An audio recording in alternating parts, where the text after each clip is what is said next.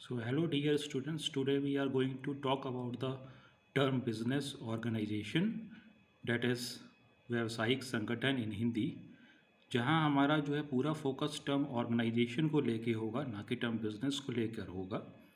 अक्सर हम देखते हैं कि कई बुक्स में ऑर्गेनाइजेशन जहां जेड का इस्तेमाल हो रहा है या ऑर्गेनाइजेशन जहां बीच में एस का इस्तेमाल हो रहा है, ऐसा हमें कई बार कन्फ्यूज़न पैदा करता है और हम ये समझ नहीं पाते कि दोनों में से कौन सा टर्म सही है।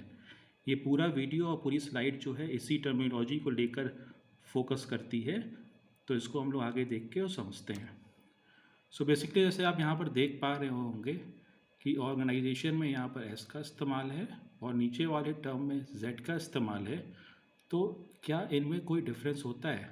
Actually both these terms are in English, so is there actually any difference between them or not? So we'll try to understand in this basic PPT or slide. So if we are talking about the organization where Z is being used, it is the basically the US English, that is the American English, and where the term S is used, that is the UK based English, which is the British English. So जहाँ पर Z का इस्तेमाल हो रहा है वो आमतौर पे यूनाइटेड स्टेट्स में या अमेरिका में अमेरिकन इंग्लिश के तौर पे बोला जाता है, और जहाँ एस का इस्तेमाल होता है ऑर्गेनाइजेशन में वो यूके इंग्लिश में या ब्रिटिश इंग्लिश के तौर पे उसका यूज़ होता है। ऑर्गेनाइजेशन जहाँ पर एस या जेड का इस्तेमाल हो रहा है, इसमें केवल डिफरेंस जो है वो स्पेलिंग का है, बल्कि दोनों ही नाउन हैं जो कि रेफ़र करते हैं सिस्टमेटिक अरेंजमेंट को, किसी भी सिस्टमेटिक अरेंजमेंट को या किसी बिज़नेस को या किसी एसोसिएशन को या किसी पूरे एक्ट को ऑर्गेनाइजिंग करने के।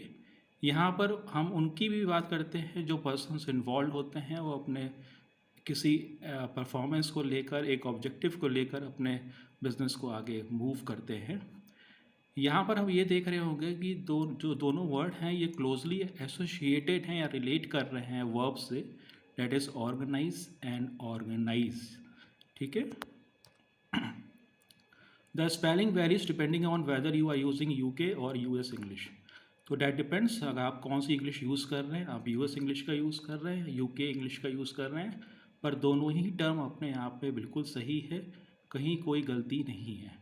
अगर आप ऑर्गेनाइजेशन में जेड का इस्तेमाल कर रहे हैं, जैसे मैंने पहले भी आपको बताया, तो वो US इंग्लिश होगी, और जहाँ पर आप एस का इस्तेमाल कर रहे हैं वो बेसिकली UK इंग्लिश होती है। समटाइम्स जेड का इस्तेमाल भी यूके इंग्लिश में होता है, वो एक्सेप्टेबल है, उसमें कोई दिक्कत नहीं है। कुछ अन्य एग्जाम्पल ऐसे ही मैं आपको यहाँ पर दिखा रहा हूँ जहाँ जेड और एस का यूज़ होता है, जैसे एनालाइज या एनालाइज या रियलाइज या रियलाइज या रिकग्नाइज या रिकग्नाइज एंड अपोलोजाइज या अपोलोजाइज। तो यहाँ आप सभी एग्जाम्पल में देख रहे होंगे कि कहीं पर Z का इस्तेमाल हो रहा है और कहीं पर S का इस्तेमाल हो रहा है।